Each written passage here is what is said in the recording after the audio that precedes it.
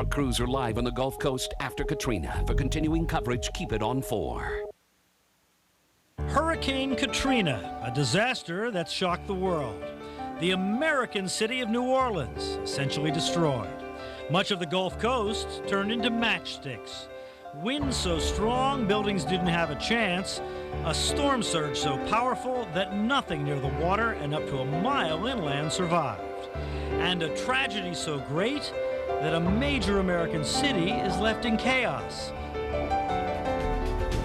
No power, no drinkable water, and no place that's safe as anarchy reigns in the street and buildings burn in the middle of a flood of biblical proportions. Across the Gulf Coast, hundreds of thousands of people are homeless, jobless, and desperate. Tonight, we'll show you the effects of Katrina from South Florida to the Gulf Coast and how you can help. Now, live from CBS 4, a special edition of Hurricane 2005, in the path of Katrina.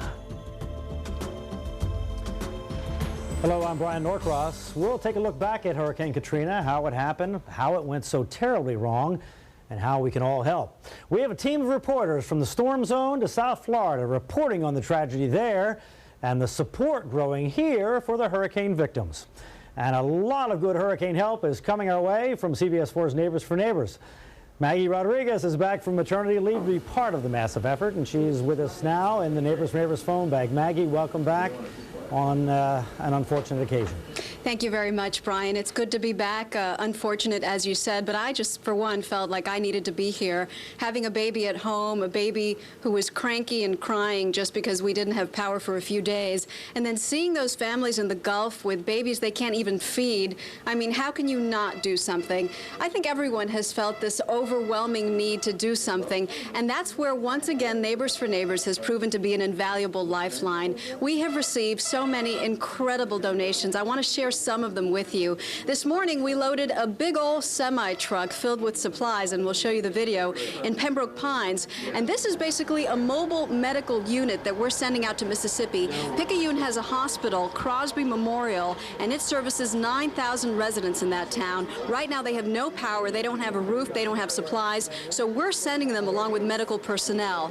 Get this, a 747 was donated to us by, we want to give a big thank you to Mario Abad and his company, Charter America Incorporated. This plane, they let us use it. They paid for the pilot, they paid for the fuel, and Stop Hunger, the organization Stop Hunger, paid for the supplies that we'll be taking to the Gulf Coast as well. We took off early this morning. And yesterday, the Kai's company, the CEO, Michael Pappas, presented a check for $32,000 to Neighbors for Neighbors, and that donation is intended to jumpstart a fundraising drive to pay for fuel costs, because as you can imagine, it costs a lot of money in fuel to transport these relief goods all the way up across the state of Florida. We're lucky enough to have a plane, but we also have a lot of trucks that are headed there to take care of the immediate need.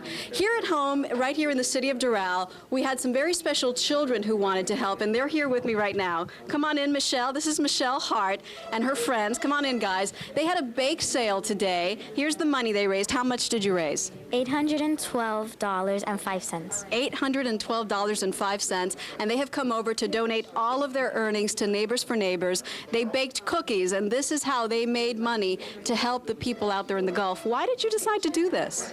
Well, we just couldn't believe what we were seeing, what we were watching on the TV, and just, it's sad. So we wanted to help, and the only way we could help was to bake, so we had a bake sale. It was a great way to help. Thank you so much, and we'll be sure to use that, put that to good use. In fact, we want to tell you that we're going to tell you exactly where your money is going when you give to Neighbors for Neighbors. That's coming up in just a few minutes. Right now, we'll send it back to you, Brian. All right, Maggie, we'll check back with you. I know you have some celebrities there as well answering the phones for people to call in.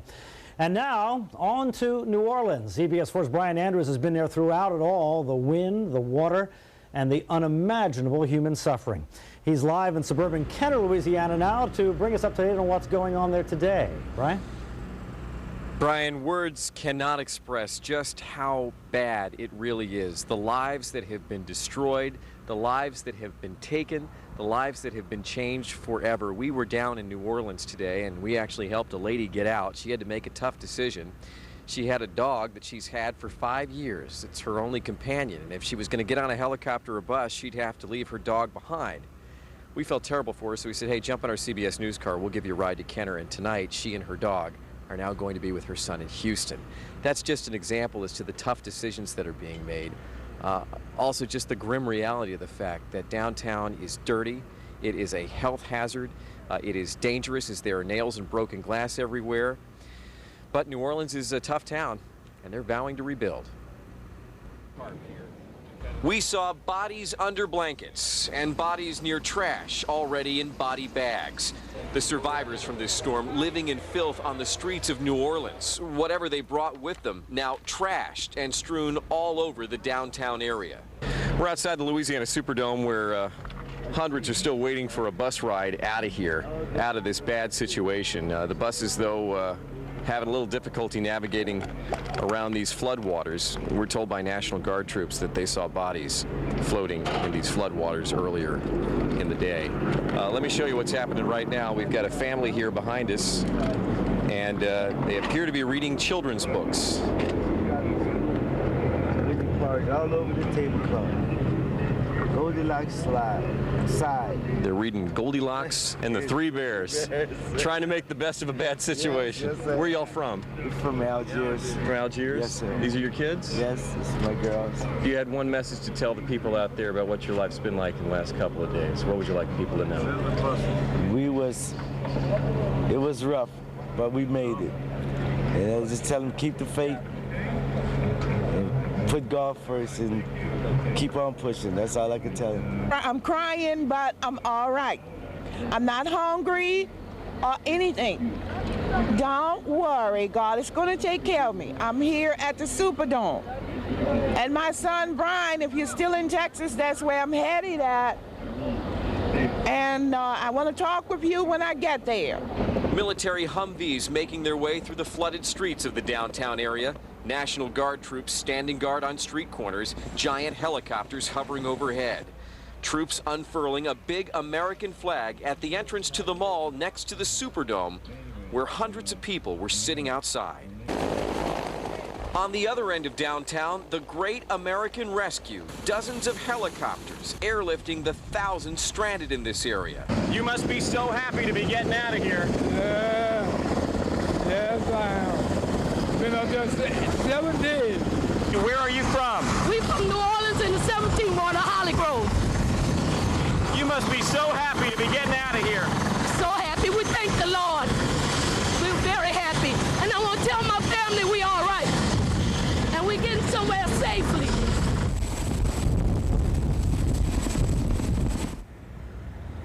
And tonight, downtown New Orleans is beginning to empty out. All of those people getting to a place where they can take a shower, use the restroom, have a hot meal, pick up a telephone or a cell phone and call someone they love and say, hey, I made it through this one. Back to you, Brian. All right, Brian, you see the troops, we see the helicopters. It all looks good. Is it enough? I mean, there's thousands of people still left in that city. Are there still people there suffering? Well, where does it stand, behind the obvious pictures? Well, behind the obvious picture, a lot of people are angry. There is a tremendous amount of frustration with the federal government. Why did we have to wait so long for the cavalry to come in? Why was it just today that we saw hundreds of helicopter flights in and out of New Orleans and buses making their way in?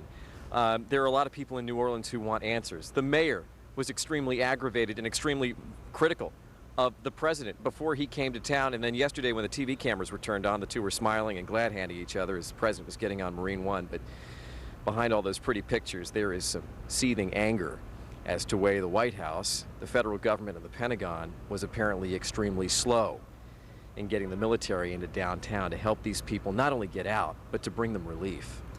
Brian, New Orleans is a big place. It's a pretty good-sized city. Are there not still people east of town there in that area where the flooding goes up to the roofs that may likely still be inside those houses that can't cut a hole in the roof? I mean, isn't that what we're hearing? Yeah, absolutely, Brian. I mean, even at this late hour, the round-the-clock rescue missions continue by helicopter and by boat. There have been at least 5,000 rescues from the different parishes just over the last couple of days as they've been getting people out of those saturated homes and to dry ground. The convention center we heard so much about, is that now cleared out? There was a scene of lawlessness and all sort of horrible activities. What's going on there? Well, Brian, to talk best about the convention center, let me bring in my colleague, storm specialist David Bernard. I mean, we were down there today. I remember going in there, just walking in, and the stench, the urine, the feces, the trash. The people who were sitting out on the curbs just because they didn't want to be in that filth anymore. And then in the street, the dead bodies. It was just unreal. It wasn't anything you would wish on a human, much less an animal or anything else. It was just intolerable. I've never seen or smelled anything like it. Now, you had a chance to go back into a neighborhood today that you love so much, one that's very dear to your heart. That's true. And, you know, this whole week, I've just been, I mean, I can't even talk about the literally hundreds of people that I know that have had their homes, their businesses, their livelihoods wiped out. And one place in particular that I spent the most time while I was in New Orleans was in the French Quarter, and I was determined to go there. I went today, and believe it or not, some diehards were still there, including a few people I knew personally. I did. In true New Orleans fashion, it didn't take long to find friends. I left about 6 weeks ago, baby. You didn't even know? The last I seen you was in there getting coffee. That's right, every morning. Every morning. I know. I love you and Diane well. Miss Viola Madeir was a familiar face in and around the coffee shop. She's okay, but needs to reunite with family. I lost my van. I lost my 10 grandbabies because I don't know where they at. I want Felicia, Nicole, Vanessa, and Lisa to call me at 524-3525. I am at the hotel where I work at. My old friend, Mr. Jacques, stubborn as ever, stayed for the storm. He's lived here since 1963. I mean, everything is gone. I'm here, and at night it's simple too warm. You know, I leave my door open. Can New Orleans come back? I hope so. One thing for sure, New Orleanians will always do it their own way. There's no other place in the world like New Orleans, no matter where you go. This is it. And then those who want to tear it down, you know what? Tear your own city down, leave ours alone. Brian, that's the kind of spirit that I learned in my 8 years here in New Orleans from that last gentleman. The lady, Miss Viola, who I used to see in and around the coffee shop I went to every day, I hooked her up with a local radio station here.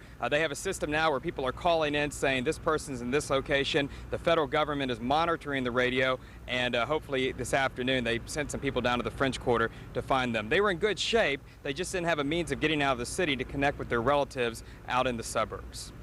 David, how does the French Quarter look? Has the French Quarter survived this? That is the big story here, I think, as far as infrastructure goes for the city. That is the heart and soul of the city. That's the economic center of the city. The French Quarter looked fantastic to me today.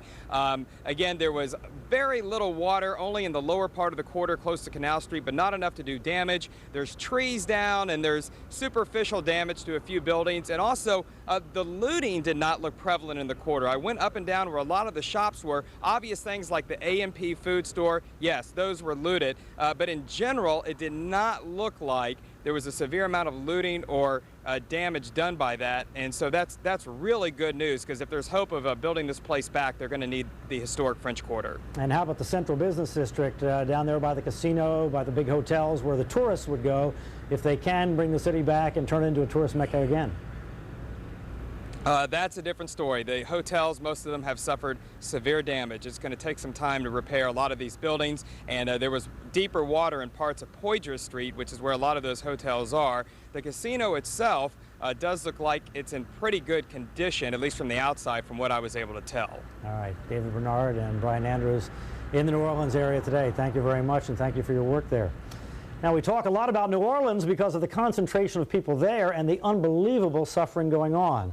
But the misery continues in Mississippi as well. CBS 4's Juwan Strader is here now with more on the slow and painful recovery from Katrina. Juwan? Yes, Brian, and you take a look here right behind me. The pictures say it all. Folks in Mississippi are finding it difficult to move forward from the storm that took away so much from so many.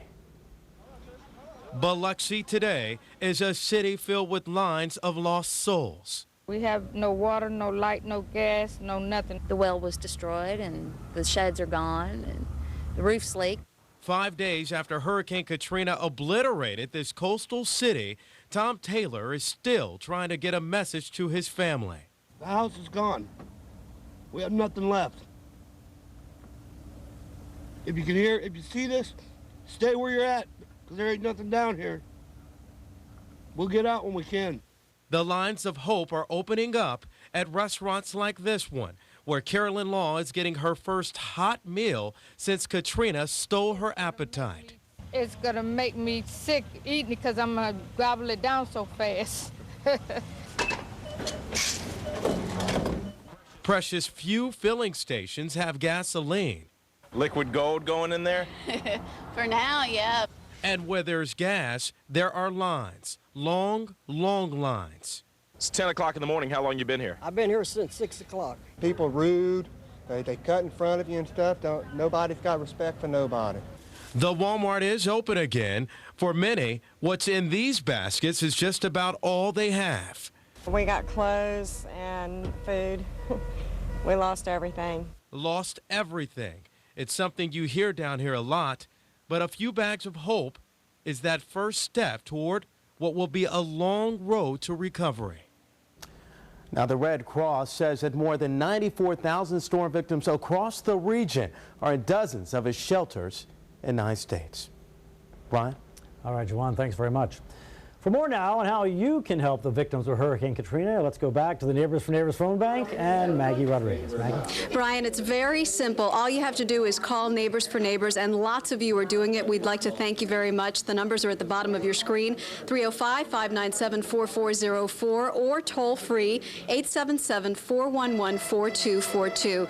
This is what we like to hear, and here's how it works. You can donate with a check. You can send us a check. We'll give you the address. You can give us your credit card number, or if you would rather not give us your credit card number, you can always go to our website and donate there via a secure line. We want you to know how Neighbors works. We like to give money for long-term recovery. Long after the checks start coming and the media stops doing stories on this, there will still be a great need in the Gulf Coast. And so we give to organizations that help in that long-term recovery, and we list all those organizations on our website, neighborsforneighbors.org. So please call us. We need your help. We want to show you some of the South Florida personalities who are here to help in the effort. If you go over there, all the way at the end, the lady in the black, that's Kimba from Light 101.5. Next to her is our very own Elliot Rodriguez, who's taking your calls this afternoon.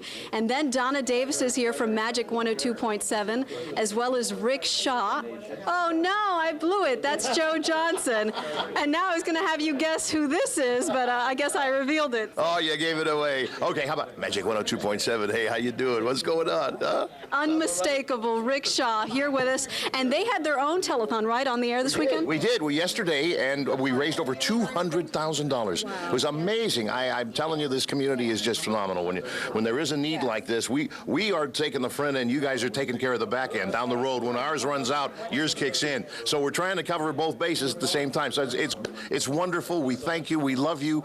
You know that. Together, we will do this. We will take care of the people as much as we can out there who need it so much. We'll come back and tell you about some of the other donations we're receiving here in just a few minutes. Brian. All right, Maggie, we'll check with you then. Still ahead, the aftermath of Katrina is just too much to handle for some of the men and women who are there to restore order out of the chaos. I'm Mike Kurtz, live outside of Louisiana here, outside of the city, where a demoralized police force here has learned that 2 of its police officers have committed suicide. That story coming up in the second half hour. All right, Mike, we'll see you then. Also ahead, I'll take a look back at Katrina's path across South Florida and onto the Gulf Coast. And I'll give you thinking on why New Orleans suffered such a severe flooding. It's not what you might think. And National Hurricane Center Director Max Mayfield will also share his thoughts on Hurricane Katrina as he just returned from the Gulf Coast. And I've already lost my daughter, and now I don't know where my sons are or how they're faring. And unbelievable stories of heartbreak in the aftermath of Hurricane Katrina. All that still ahead on Hurricane 2005 in the path of Katrina. Hurricane 2005 on CBS4 is sponsored in part by Winn-Dixie, by Bank Atlantic, and by South Florida Water Management District. Chevy's proud to be the #1 selling passenger car brand in America. We have 9 cars with at least 30 highway miles per gallon. We've always broken the rules. Now we're rewriting them with the Chevy Employee Discount for Everyone. You pay what we pay, not a cent more. We're continuing the Chevy employee discount for everyone. Get employee pricing on almost every 05 Chevy vehicle. See your Southern Chevy dealers. For a good. Hurricane season is now through November 30th. Are you and your family prepared for a hurricane or tropical storm? Ready yourself by mapping out a safety plan, being familiar with evacuation routes, and updating your hurricane preparedness kits with items from Winn-Dixie. While you're in the store, pick up our hurricane preparedness brochure for a checklist of must-have items for your kit. From batteries to bottled water, you'll find everything you need to stay prepared at your neighborhood Winn-Dixie. Are you tired of having your garage look like this? Hi, I'm Michael Dagan. I'm the owner of Housewell Garage System. The hurricane season is upon us. If a storm ever threatens, let us show you how we get that extra space in the garage that you'll need. Housewell is South Florida's leading garage organization professionals, offering 6 different colors and over 50 accessories. So if a storm does threaten, give yourself that added space you need to bring in your outside furniture and get your car back into the garage. Call 866-345-WALL to schedule a free estimate or check us out at housewall.com. So hook, hold, or hide with Housewell Garage System. Bank Atlantic has been your neighbor for more than 50 years. Like you, we've seen our share of hurricanes. Last year alone, our community was seriously impacted by the storms. To ensure you and your families are well prepared, every Friday, all 76 of our branches are giving away free hurricane supplies. If a storm strikes, Bank Atlantic branches will offer mobile phone charging, free water, and will collect donations for local hurricane relief. We're open 7 days a week. If a storm hits, you can depend on Bank Atlantic. Hurricane 2005 on CBS 4 is sponsored in part by El Dorado Furniture, by Hearst Hurricane Shutters, by Personalized Power Systems, and by Housewall Garage System. And welcome back. We haven't had this experience here in South Florida in memory, a storm that formed over the Bahamas and hit us as a full hurricane. So let's go back to the beginning, when TD12 formed. There it was August 23rd, and it formed over the Bahamas and began a slow move to the northwest. Upgraded to Tropical Storm Katrina on the 24th, 8 a.m. in the morning, and then moving north and moving left toward the west, toward South Florida, just offshore of Broward County. Katrina is upgraded to a hurricane 3:30 in the afternoon of the 25th. Then the storm actually gets stronger in that little bit of distance to the shore, coming ashore in the afternoon, so that by 7 p.m., when we were getting the worst of it in South Florida, here are the gusts, the highest gusts recorded. You see 97 miles per hour over here in Homestead, 92 at Port Everglades, 87 at Sweetwater, 82 Fort Lauderdale Hollywood, 78 at the Miami International Airport, and 76 at Key West. So hurricane force winds with some even barely Category 2 gusts, but a solid Category 1 hurricane over South Florida. And then it moves to the southwest, just north of the Keys, and of course pounds the lower Keys with heavy rain and flooding, and then begins the move to the north. Upgraded to a Category 5 hurricane, 8 a.m. on the 28th. At that time, the Gulf Coast was being evacuated, at least the evacuations were starting, and great fear was developing for the New Orleans metropolitan area. The storm continued to the north, and right even with New Orleans, you can see the unbalance. The red area there is bigger to the right because it was a stronger storm in Biloxi on the right side than it was in New Orleans on the left side, and that's what saved the French Quarter. They only had winds there at about 100 miles per hour, and then, of course, it just speeded to the north and weakened. Now, National Hurricane Center Director Max Mayfield led the team that tracked and forecasted the path of Katrina across South Florida and the Gulf, a forecast that, by the way, was significantly more accurate than average. Max knew it would be bad, but even he was stunned when he saw the devastation firsthand. CBS 4's Jason Wheeler has the story. This is where the dots are close. As forecasters followed Katrina, and then this is the actual track. They knew early on 11 p.m. on Saturday, the 27th. Where she was headed and what she was capable of doing. How about one word, a catastrophe? But even their impressive radar and satellite images pale in comparison to these images of Katrina. You know what a hurricane is all about. But when you see the aerial extent of this, you know, from the south central Louisiana coast, you know, all the way through the New Orleans area, the entire Mississippi coast, the whole coast, It's just really, really hard to believe that it was over that large of an area. After seeing the strongest of storms, Andrew and Fran, and all of their damage for the past 33 years now, Hurricane Center Director Max Mayfield has spent the past few days flying in stunned silence over Katrina's demolition zone. I've never took my eyes from looking out the window. It is by far, he exclaims, the worst he has ever witnessed. There are no landmarks left. We knew, what cities we were flying over, but every now and then you see a lighthouse or see a shopping center that you recognize, but few and far between. He knew it would be bad, but not this bad. Still, it could have been even worse if so many people had not evacuated. They did so in large part because of the warnings issued by Mayfield and his crew. Their forecast was almost perfect, well in advance of landfall. They'd normally be proud to tout that kind of thing. Now, just isn't a good time, though. I don't want the folks there in Louisiana, Mississippi, or Alabama to think we're taking any joy in having a good forecast on this. We're all having a hard time letting go of this, given the large loss of life here. Mayfield says that if anything good can come from Katrina, it is that it will show the rest of us, especially those of us living in coastal areas, exactly what a hurricane can do, and that maybe that will make us all more prepared when the next one comes, and it will. In West Miami-Dade, Jason Wheeler, CBS 4 News. Now, even though the hurricane warning was up from Vero Beach south, few people expected significant damage from Katrina here. And they certainly were surprised that the worst was in Miami-Dade County. What many thought would be simply a wet inconvenience for South Florida turned out to be a whole lot more. Here's CBS 4's Art Barron.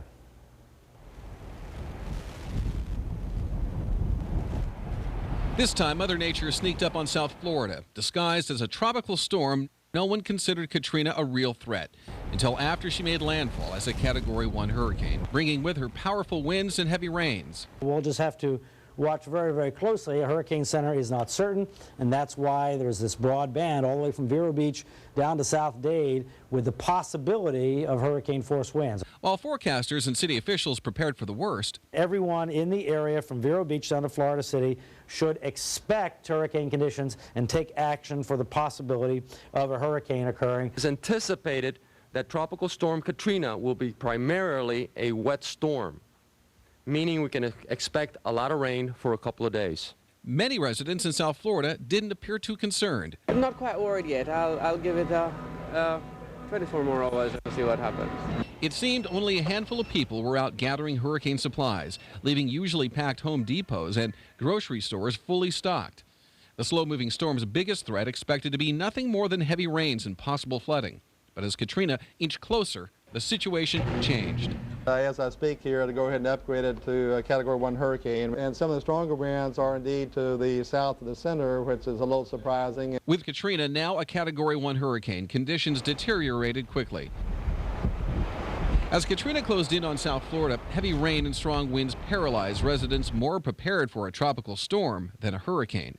Even the music world was taking a hit. The VMAs scheduled to take place on Sunday in downtown Miami were caught off guard. Scrambling to take cover, the Moon Man was brought down from his throne.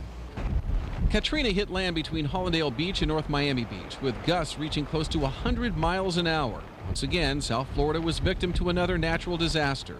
There is tremendous damage at Crandon Marina, and I'm talking about our boat survived Andrew with just a little scratch. Our boat is not surviving this storm. We've been having some real bad squalls and real bad lightning, and it's starting to get flooded here. Katrina's wrath was felt in downed trees and power outages. Its force so unforgiving, it knocked down an overpass on the 836 and flooded entire areas. The next morning, the mood was glum. I went to sleep yesterday night and I woke up with all this mess going on. 1.5 million people left in the dark. Aerial views showed neighborhoods under several inches of water, with some residents forced to find alternate forms of transportation. Strong winds knocked electrical lines to the ground, shutting down schools left without power for several days. In the Keys, residents caught by surprise when Katrina took an unexpected turn to the south. It sounded like two cars collided and smashed together. There was a sound that was just that I've never heard. South Florida eerily reminded of Hurricane Andrew. and just how dangerous any storm can be. All right, Art, thanks very much. Hurricane Katrina left many in South Florida without electricity, as you know, and amazingly, some people are still in the dark. Right now, FBNL says that 11,600 residents are without power in Miami-Dade and Broward combined.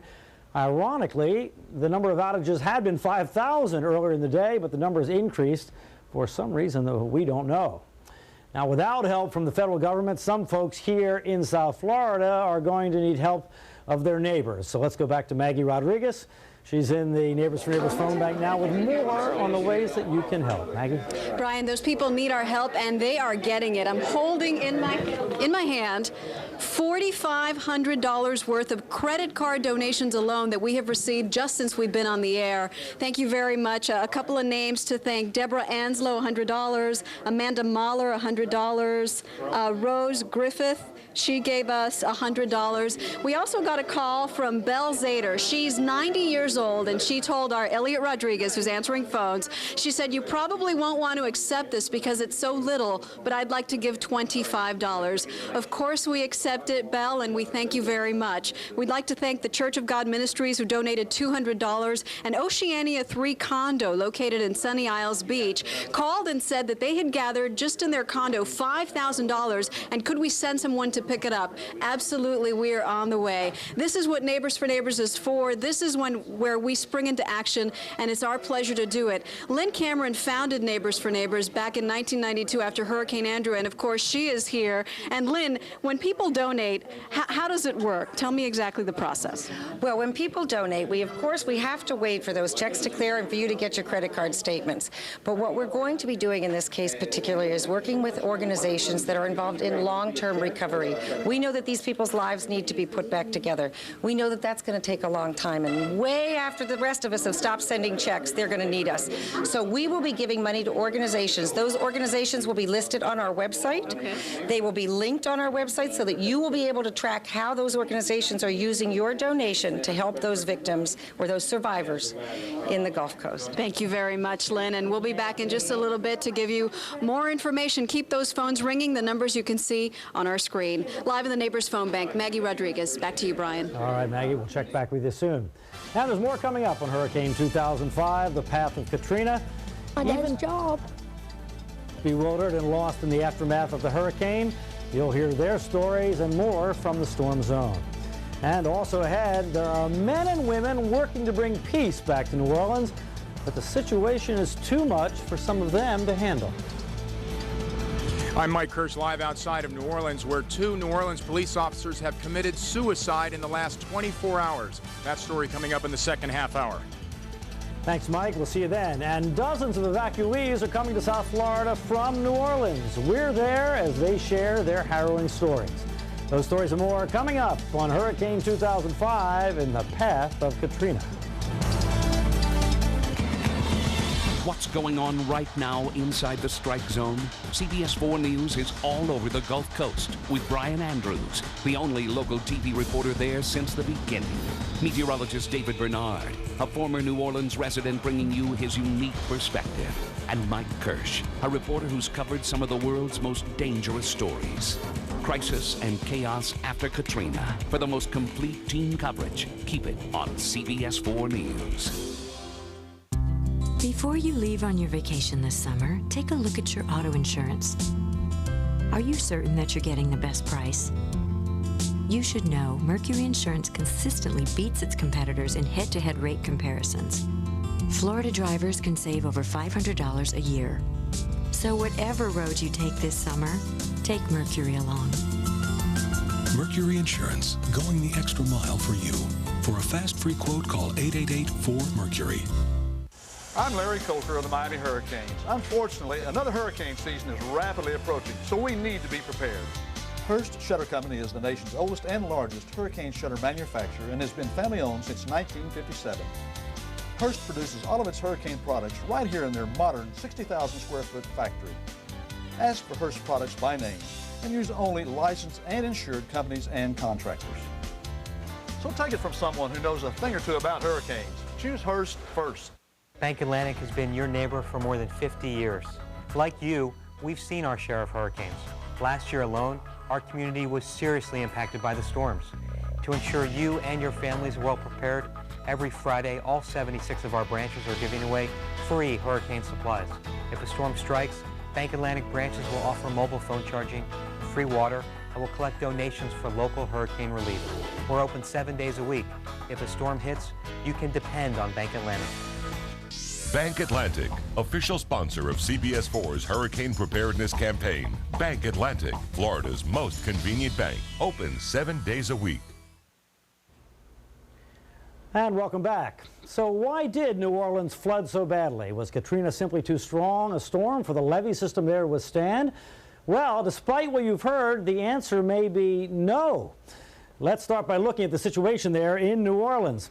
Now, here's the map that I know you've seen. There is the city of New Orleans there, Lake Pontchartrain, a huge lake to the north, Lake Bourne to the east, and this is essentially water down to the south that connects there to the Gulf of Mexico. It is an island city surrounded by water. The close-up shot of the city shows you this red line. This red line is a massive levee system that's been built and designed, the current one, since 1965 when Hurricane Betsy came in there and produced a tremendous flood, especially in the eastern part of the city. So the levee was put in to withstand, according to the specifications, a fast-moving Category 3 hurricane. Well, you might say, well, wasn't this Category 4? Well, not so fast.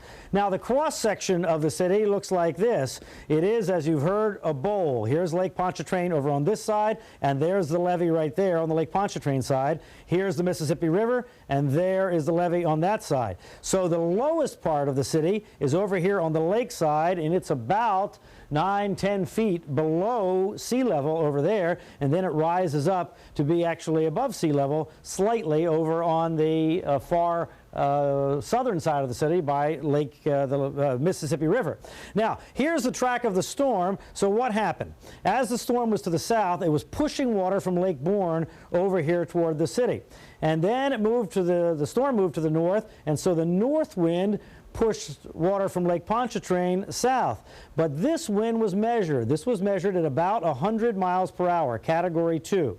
And what we know is that that wind did not create enough storm surge to top the levee. The storm surge was measured 9 feet in the center of the lake, and the highest measurement that was actually taken at the southern part of the lake, right by the city, was 12.5 feet, and then it failed. But we know the water did not come over the levee, and the levee goes up about 15 feet. So here's the news. The levee did not fail. The main levee did not fail, and the levee was rated for Category 3. Well, we think the wind was Category 2, so that makes sense. So what failed?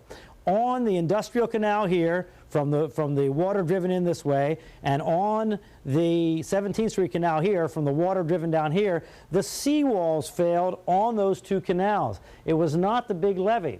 So I think when this is all over, what we're going to find is that there was some kind of engineering failure on these two seawalls. It was not a failure of the overall major New Orleans levee system.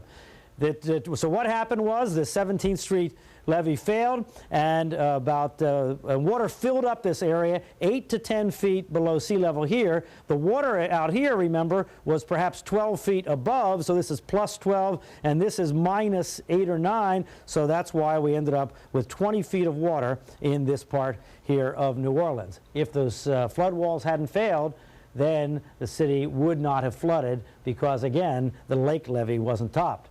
Now, let's take a look at some video we have of those levees, and you can actually see what was happening. There's the flood there. Now, this part of the city, obviously, people are walking around in, so this is not the deepest part, but there you can see it up to, all the way up to the roofs, so that's where the water was up to 15, 20 feet. And here what they're trying to do is drop sandbags in to slowly, slowly fill that breach.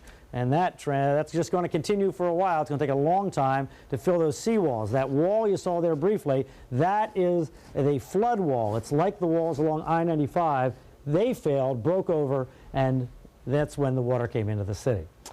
Well, we've seen it happen before our eyes, the drowning of a major American city, and we watched as authorities have been overwhelmed with the disaster and the lawlessness.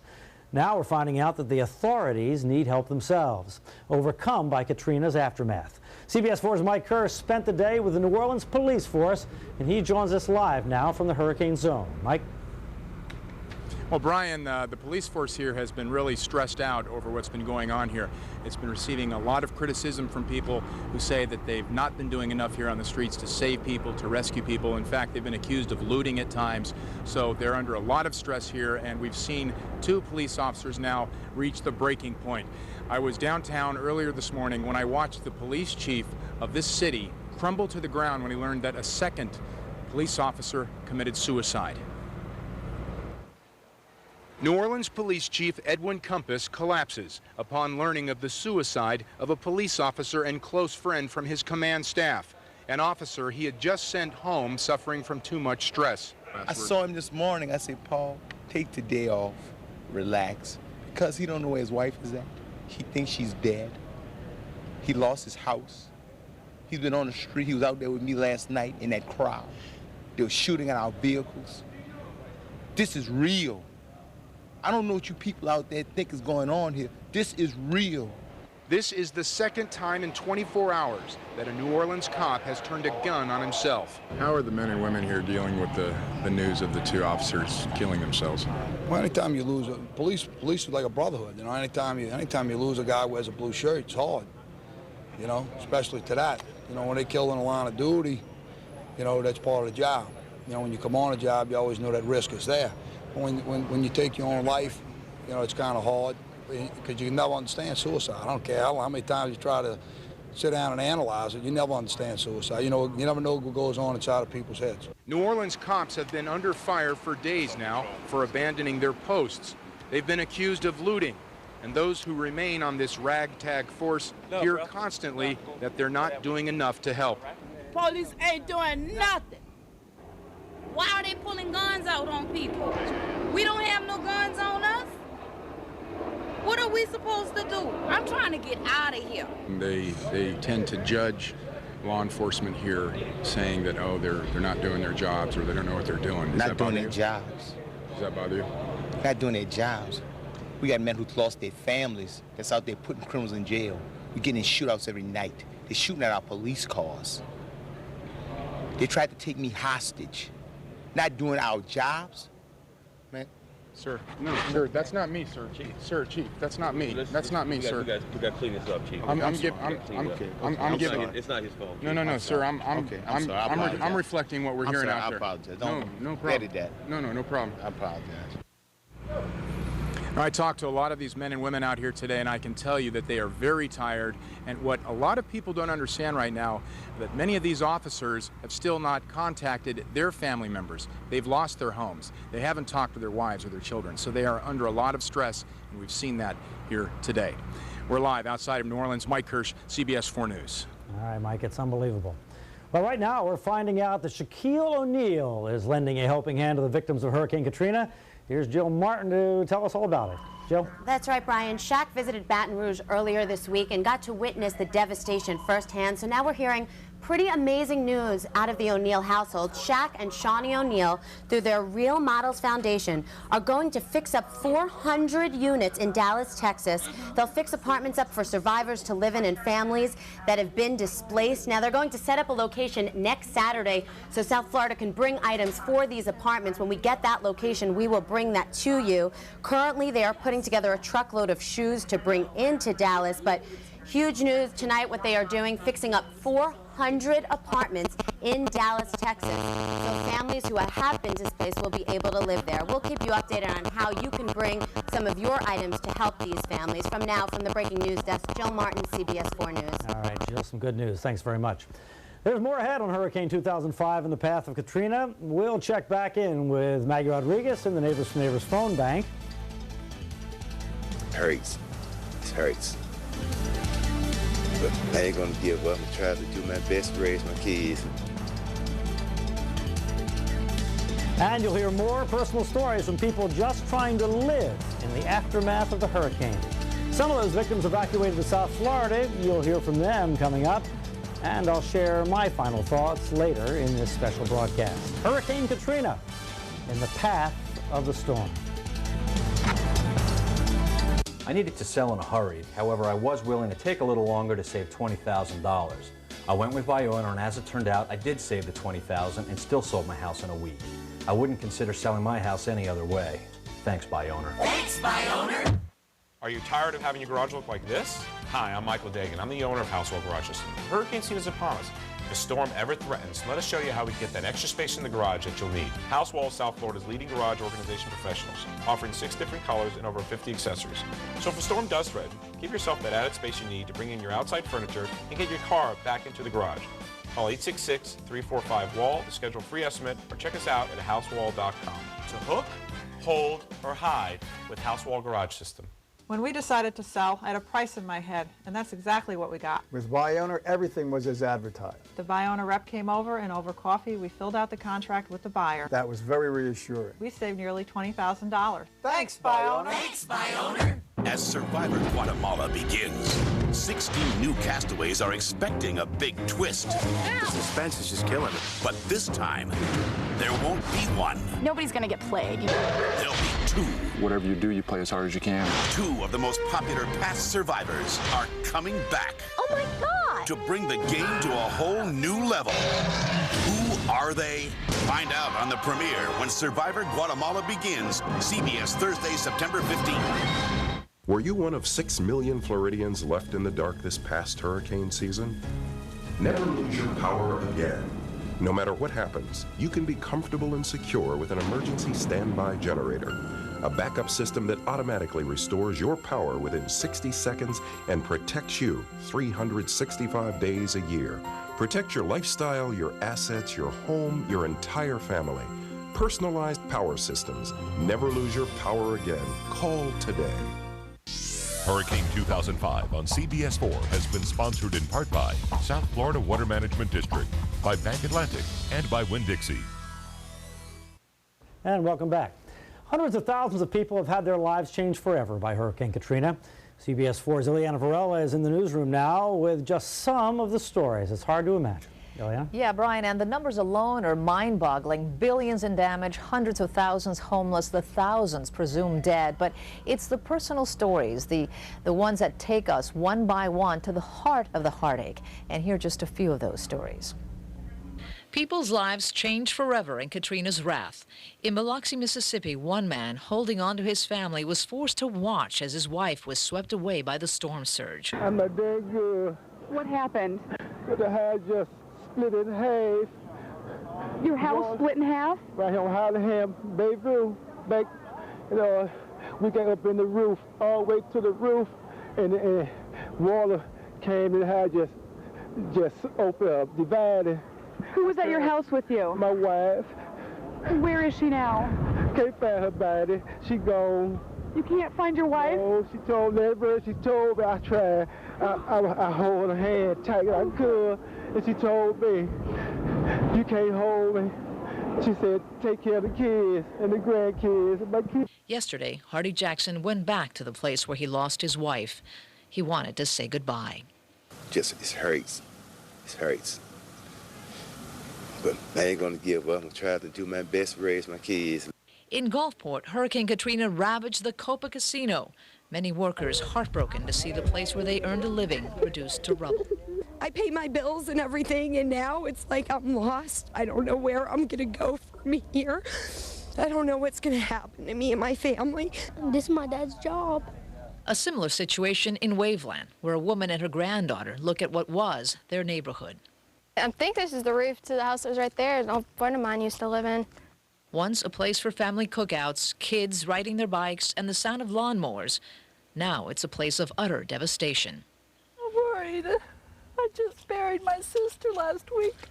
And I've already lost my daughter, and now I don't know where my sons are, or how they're faring, or what they're doing, or nothing else. I wish they would contact me. And there are so many people in that predicament, not knowing the fate of their loved ones. As you know, communication remains a huge problem, but the internet is helping in that way. There are several websites, including CNN.com, where survivors can post their names so that loved ones know they're okay.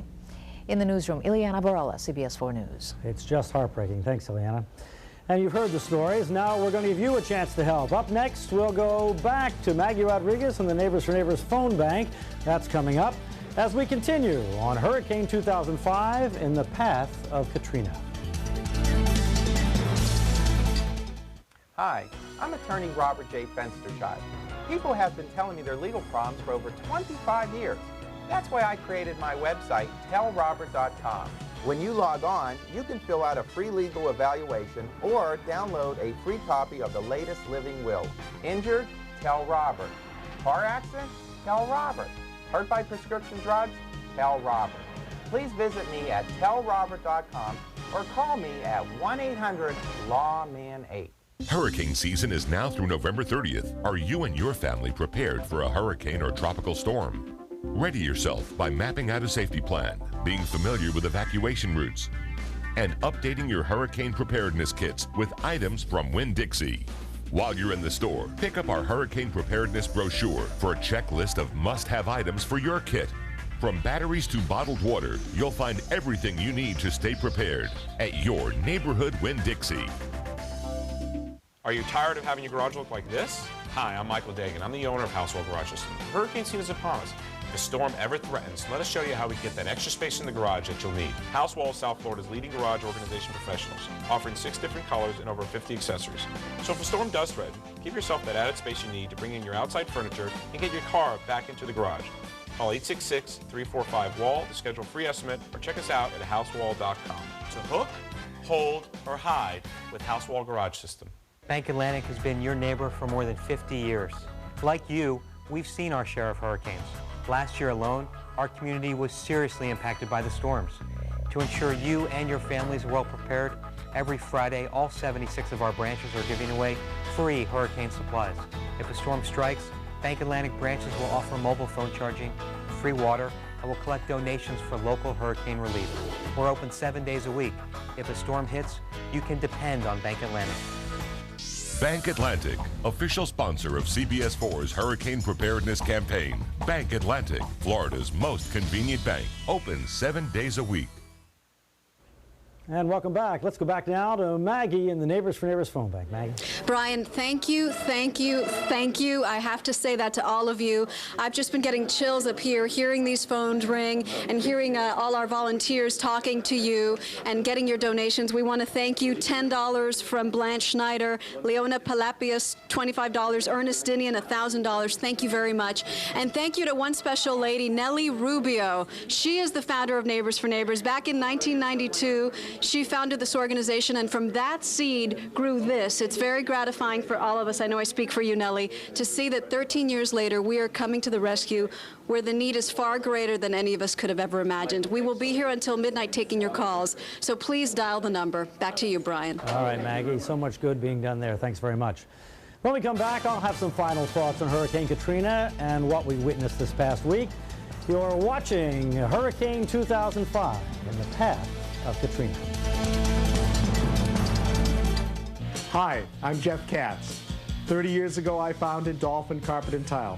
This weekend, we're running Pergo-type laminate on sale for 99 cents. Hurry in. This sale ends Monday at 8 p.m. When I drove to work by myself, I spend thousands a year on gas. Can you imagine with today's gas prices? But since I started sharing my ride with Chris, Ricky, and Maria, I also share the cost. Carpooling to work is the way to go. Check it out. Save on gas, parking, maintenance, commute time. Enjoy the company. Help reduce pollution. Log on to 1-800-234-RIDE today and find out why carpooling is the smart move. Or call 1-800-234-RIDE. That's 1-800-234-RIDE. Did I mention it helps make new friends? I'm Larry Coulter of the Miami Hurricanes. Unfortunately, another hurricane season is rapidly approaching, so we need to be prepared. Hurst Shutter Company is the nation's oldest and largest hurricane shutter manufacturer and has been family-owned since 1957. Hurst produces all of its hurricane products right here in their modern 60,000 square foot factory. Ask for Hurst products by name and use only licensed and insured companies and contractors. So take it from someone who knows a thing or two about hurricanes. Choose Hurst first.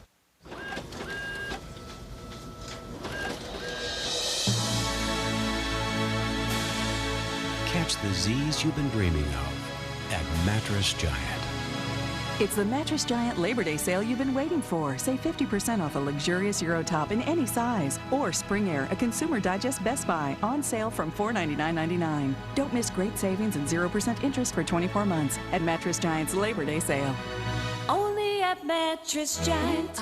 Were you one of 6 million Floridians left in the dark this past hurricane season? Never lose your power again. No matter what happens, you can be comfortable and secure with an emergency standby generator, a backup system that automatically restores your power within 60 seconds and protects you 365 days a year. Protect your lifestyle, your assets, your home, your entire family. Personalized power systems. Never lose your power again. Call today. Hi, I'm Jeff Katz. 30 years ago, I founded Dolphin Carpet and Tile.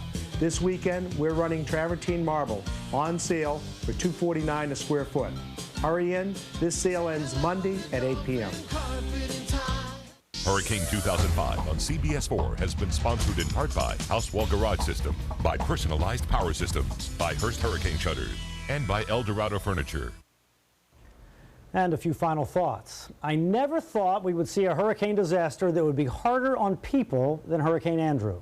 Even though I and everybody else that studies hurricanes knew that New Orleans was a catastrophe waiting to happen, the potential for disaster there was a known quantity, studied over and over, books written on the subject. When Andrew hit, it was a new phenomenon. Never before had such a storm hit a major American city. But after witnessing the pain and suffering and death in New Orleans, it seems like Andrew never happened. The lessons weren't learned, or shamefully in Washington, they were ignored. America let Americans rot and die in the sun and the swill of a well-predicted cesspool. How could it happen? After what we went through here. Now, we can only help in every way we can and be doubly sure it never happens again. And so let's remind you that Neighbors for Neighbors volunteers are standing by. The numbers are there. You can call 305-597-4404 or 877-411-4242. Please help any way you can. That's our special report. So now for Maggie Rodriguez and all of us here at CBS 4 News, good night. Are you tired of having your garage look like this? Hi, I'm Michael Dagan. I'm the owner of House Wall Garage System. Hurricane season is upon us. If a storm ever threatens, let us show you how we get that extra space in the garage that you'll need. House Wall is South Florida's leading garage organization.